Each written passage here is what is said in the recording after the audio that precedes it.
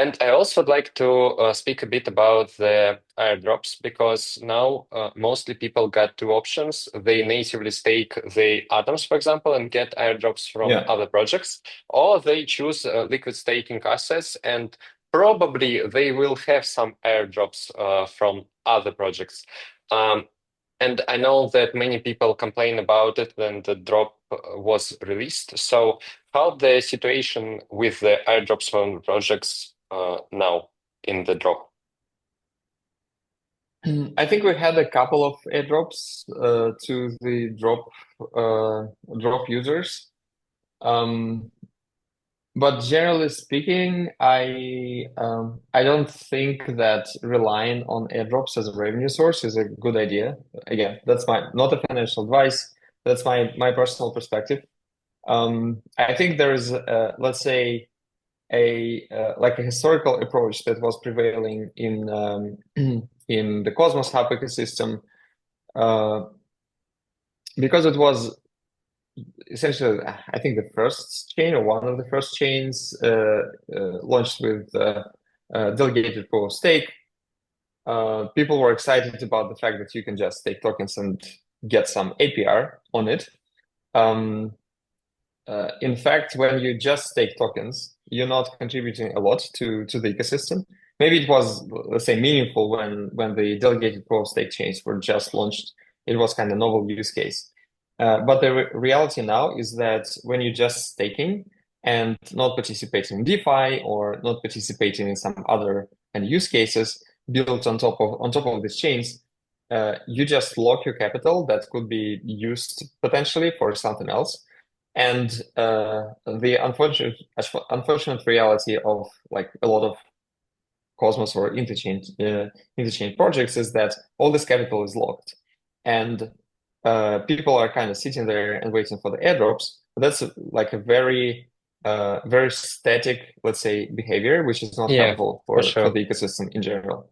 So I think what's going to happen is that the I think the wind is going to change a lot. So first of all, right now there is one very important reasons to be staking and not kind of moving your assets somewhere else, because these staking rewards are pretty high because there is high inflation. Basically, if you don't stake, you're exposed to the inflation in full. If you're staking, you're protected, and that is like one important factor to basically to this prevailing behavior. But if you look at what is discussed in the Celestia governance forum, and I think probably something else is going to happen to Cosmos Hub. Solana is discussing the same, by the way. Like this high inflation, I don't think it's going to happen for a very long time. You might think of it as, from my perspective, it's kind of counterintuitive to say that it's a good thing because our revenue is driven by staking APR. But long term for the ecosystem, from the ecosystem perspective, I think it's much better situation to have a low inflation and low staking APR, because then every other use case doesn't have to be competing with this very high staking APR. Even in case of liquid staking, although like theoretically what liquid staking enables is to get the APR from staking and then use it in DeFi. But a lot of practical DeFi positions actually need some of the native assets in their kind of native form, not staked, to be present in DeFi. So for instance, for any liquid staking protocol, it's important to have a strong pair on the DEX that connects native token to liquid stake token. And if you look at Ethereum, there is a good reason why there is a lot of liquidity in ST ETH pairs on the DEXs, because it enables all the other use cases around these tokens. And if you think about this position, you have 50% of liquidity provided in an LST that gets staking rewards for you, and 50% provided as a native token that doesn't get staking rewards for you. So in case of Cosmos, we have, let's say on Cosmos Hub, we have around 15% of APR. On Celestia, we have around 10 or 11. So that means that this DEX pool that connects LST to the native asset has to make at least half of this in the fees. For the user, to be profitable to provide liquidity there.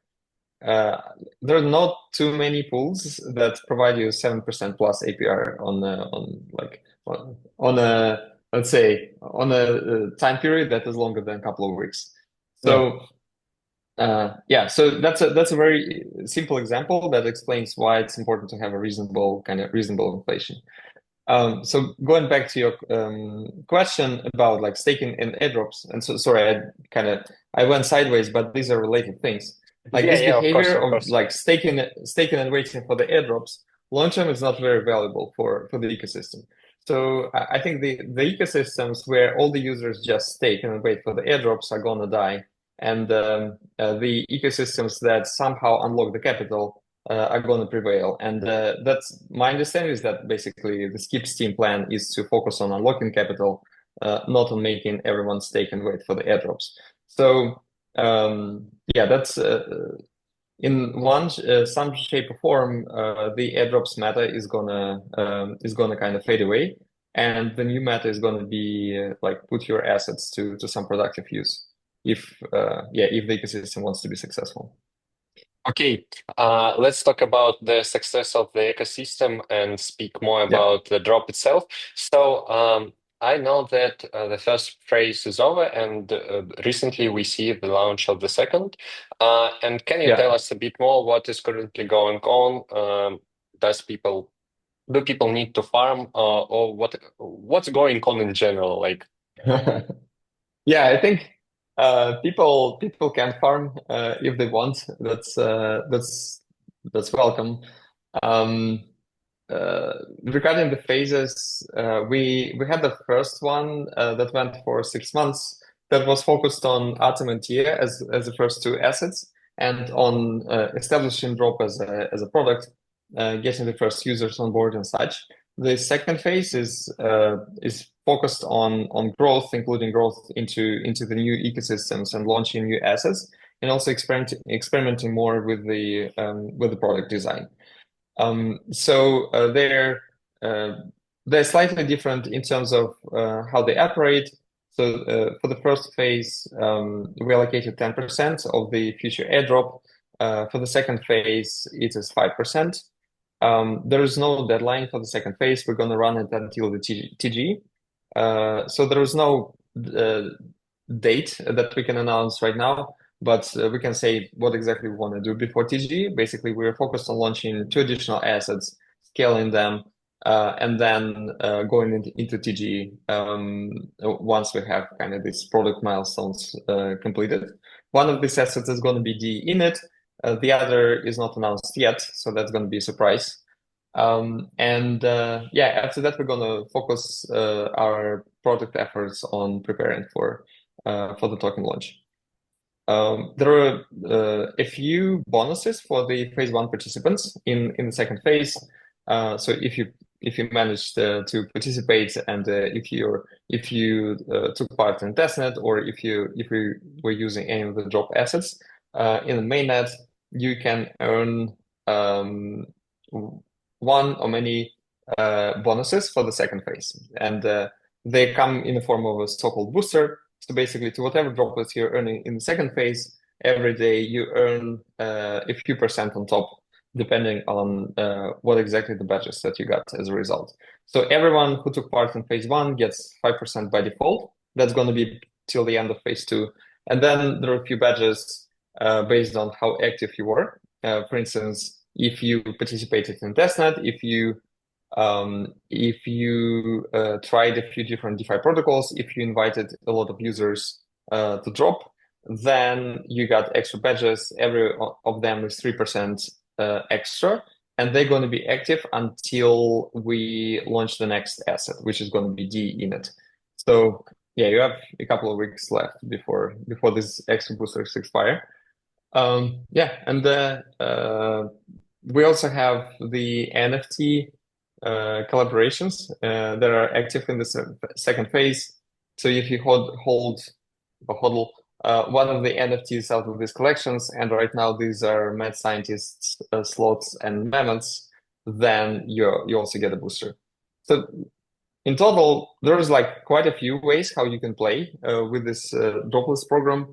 in the second phase, there are more ways to play, and we try to include more kind of ecosystem participants to this, uh, let's call it a conversation, essentially. And we want to, because we think that NFT communities are actually pretty important um, let's say from the cultural point of view. They kind of the heart of many ecosystems, and yeah, we want to reward them as well. Yeah, so if you participated in phase one, there is more for you in phase two. But also, if you were not planning to do so, you can just wait for TG. Your droplets from phase one are now frozen. You can just wait for the airdrop. Um, so that's a deal with phase two. How long the second phase will take to participate, and when we will see the TG? Yeah, the answer is the same. So it's gonna happen at the same time. So phase two goes until TG. We haven't announced any TG date, and to be honest, like it can be slightly unpredictable. So from our perspective, the best way to keep community informed is to tell them what exactly we want to do before TG, and then kind of they can follow the progress. Yeah, as I said, we're going to launch at least two new assets, one of which is going to be the init, and after that we focus on TG. So yeah, I guess when you know that the second asset is launched, that means that our efforts on the product side are focused on the TG, and that's the next thing that you're going to hear about. So it's not that long time from today, I think, because Mitya announced that it will be somewhere in the March, something like that. Okay. Yeah, I mean, it's not a. I don't think that it's how to say. You shouldn't underestimate the effort that goes into TG because, and it's actually maybe a good thing to talk through what is TG in the first place. So for an on-chain protocol, that means that you establish some kind of governance process around your smart contracts. So and you start a DAO. That's kind of the most important thing in a sense. That's on the one hand, and then on the other hand, you do the preparations around how your token is gonna circulate in the ecosystem, on chain and off chain. So that's actually a lot of work, and this is why we didn't want to rush with it because it kind of comes at the cost of focusing on the core product. So we wanted to get the core product to the state where we're, let's say, happy with it, generally speaking, and we launched the asset that we're mostly excited about, and then we can focus on TG, which is almost like a second product. Can you share with us something really huge? Who will be eligible for the airdrop? Only who farmed the drop or some other categories? Yeah, the airdrop is going to be focused on the droplet holders, and the general rule is that the more droplets that you have, the more tokens you're going to receive as a part of the airdrop. There might be some special cases where you get drop tokens uh, not because you earn certain amount of droplets. Um, I don't know if it makes sense. So we haven't planned anything like that. Maybe we will see like a very good reason to do this. So I wouldn't say that this is never going to happen, but the general rule is that it's based on the droplets amount.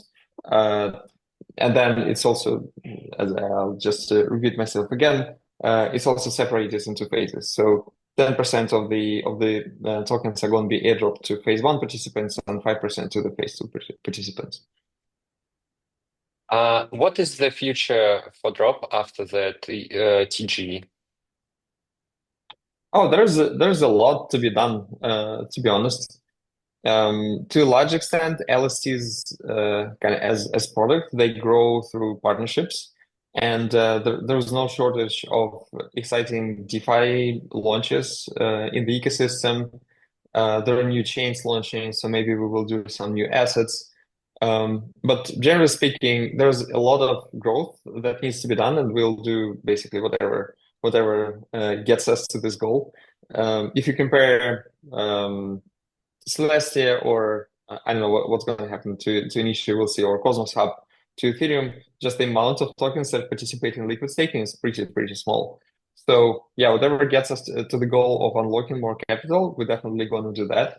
But generally speaking, that probably that's going to be largely through more partnerships and some protocol innovations that enables token holders to choose liquid staking over native staking, and that could be many things.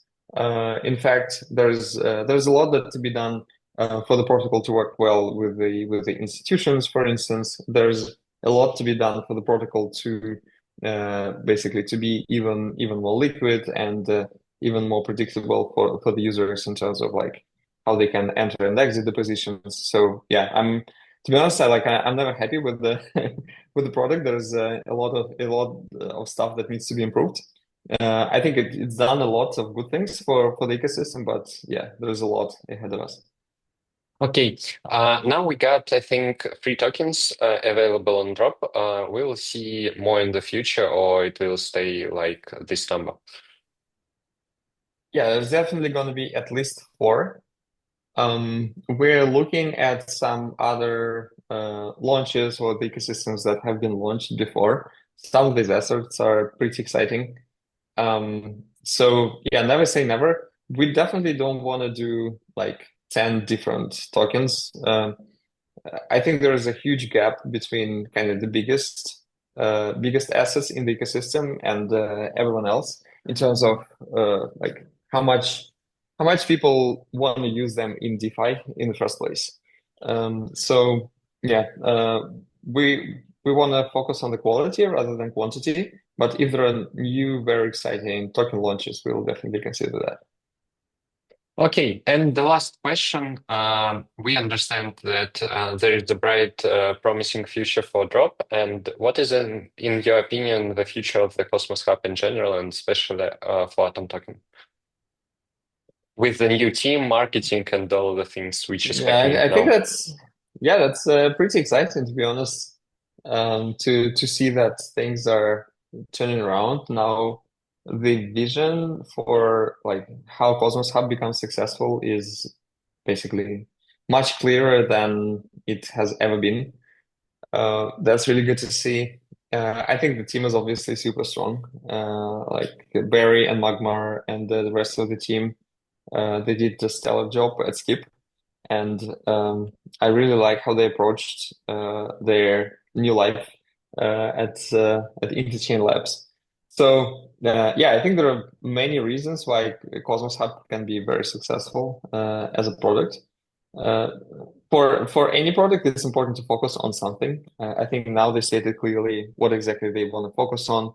I agree that IBC is one of the most valuable parts of the ecosystem, and if Cosmos Hub becomes the IBC hub and then starts to accrue value once it happens, yeah, I think that's a very strong vision. If you look at, there are many successful projects that are basically built with the aspiration of solving interoperability problem, and I think Cosmos Hub is well positioned to solve it really well. So yeah, that's bullish. I think there's going to be a lot of good stuff happening. That's great, and I'm pretty sure this will happen. Thanks, Mitya, for joining us today, and thanks for a lot of very great knowledge about the LSM Yeah, and the rest. Thanks for a lot of information about future airdrop of Drop. I hope you will get a good price on TGE, and everyone who farms thanks. will be happy with it. Yeah, yeah. Thank you so much for your time. Good questions, and yeah, hopefully I was useful Yeah, it was today. really interesting with huge information.